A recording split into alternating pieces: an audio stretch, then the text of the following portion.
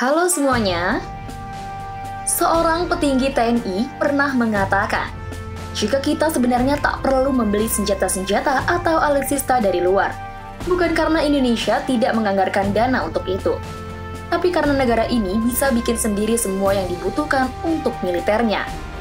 Ya, seperti yang kita tahu, Pindad memang sangat potensial untuk jadi pihak yang dimaksud. Menjadikan Pindad sebagai industri utama kemiliteran kita adalah langkah yang tepat. Akan banyak kemudahan yang bisa dimanfaatkan negara, terutama dari segi biaya yang murah, karena produksi lokal. Alasan lain kenapa militer harus mulai melirik produksi alutsista dalam negeri juga, lantaran barang produksinya jempolan. Bahkan diakui sebagai salah satu yang terbaik di dunia. Nah, berikut adalah deretan alutsista Pindad yang paling mematikan dan bikin nama perusahaan ini harum. Oke, sebelum melanjut ke pembahasan, kita mau ngingetin lagi nih ke kalian. Buat tekan tombol subscribe, dan jangan lupa nyalakan juga ya loncengnya, agar teman-teman tidak ketinggalan update video-video terbaru dari Wawasanda. Senapan SS-2 yang membuat Indonesia jumawa di kompetisi tentara internasional. Tahun 2006 lalu, Pindad memperkenalkan senjata barunya yang berlabel Senapan Serbu 2, atau disingkat SS-2. Senjata ini adalah generasi penerus yang telah disempurnakan dari SS-1 yang juga tak kalah garang. SS-2 memiliki banyak keunggulan, mulai dari akurasi yang lebih sempurna, serta lebih tahan ketika digunakan di berbagai medan. Entah berkubang dalam air atau lumpur, SS-2 selalu bisa menyikat targetnya dengan sempurna. Keunggulan SS-2 ini adalah banyak variannya dengan kegunaan yang berbeda satu sama lain. Fakta unik lainnya, senjata ini pula yang membuat TNI mendominasi kompetisi tentara tingkat internasional di Australia beberapa waktu lalu. Senjata ini bahkan menuai pujian dari Amerika dan juga Australia kala itu. SPR-2, kekuatannya mampu menembus baja tank. SPR-2 merupakan senapan runduk paling terkenal milik Pindad. Kemampuannya bahkan bikin militer dunia terhenyak untuk sesaat. SPR-2 pernah diuji coba dan hasilnya sangat mengesankan. Kemampuan senjata sekali tembak ini bisa menembus plat baja setebal 3 cm dari jarak sejauh 2 km.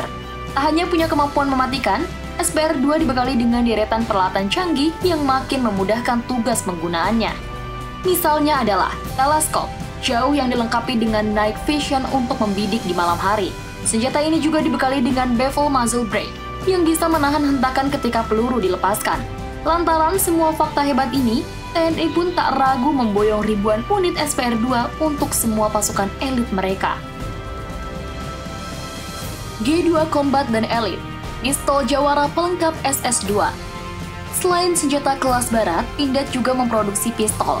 Ada beberapa yang mereka buat, namun yang paling mentereng serta punya nama adalah Duo G2, yakni Combat dan Elite. Senjata ini mampu digunakan secara taktis dan super presisi. Keduanya bisa menembak dengan akurat dari jarak 25 meter. Kehandalan G2 Combat dan G2 Elite sendiri sudah terbukti di kompetisi tentara internasional yang lalu. Berkat dua senjata ini, TNI mampu memboyong banyak medali emas. Bahkan dua pistol ini lagi-lagi mendapat pujian dari peserta kontingen negara lain. Pistol ini sendiri sudah dimiliki hampir setiap personel pasukan khusus di Indonesia. Panzer Anoa, kendaraan taktis dengan kemampuan sempurna. Tak hanya senjata-senjata, Pindad juga membuat mobil taktis militer. Salah satu hasil kreasi mereka yang paling mentereng adalah Panzer Anoa. Panzer Anoa ini sendiri banyak variannya dan masing-masing memiliki fungsi sendiri-sendiri. Namun soal fitur dan teknis, hampir semua Panzer Anoa sama.